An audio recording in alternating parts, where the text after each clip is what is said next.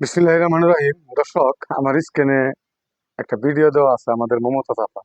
উনি কয়েকটা কথা বলবেন, কথাটা শুনেন, তারপর আমি কিছু কথা বলবো। আমি এমনিও খুব সাহসী, আমি মেয়ে মানুষ হলে কি হইব, এই সমস্ত গুণি টুনি না কিন্তু আমি ও কথা কিন্তু আমি এক ফোঁটাও ভয় পাই না। ও যত অস্ত্র নিয়ে এই বাইরে বাইরে, আমি কিন্তু একলা ওর সামনে দাঁড়াইয়া ওই। দর্শক, আপনারা ওনার কথাটা শুনলেন।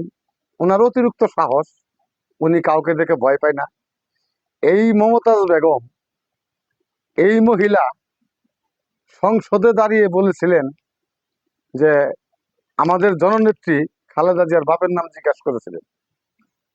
তা উনি আরেকটা বেয়াদবি করেছিলেন সংসদে।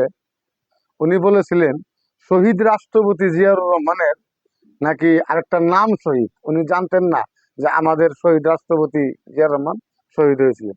তা আমি মমতাজ আপাকে বলতেছি যে আপা, আপনাকে তো পুলিশ গ্রেপ্তার করছিল, আপনাকে তো পুলিশের ভ্যান, পুলিশের গাড়ি ডিম মারছিল মানুষে।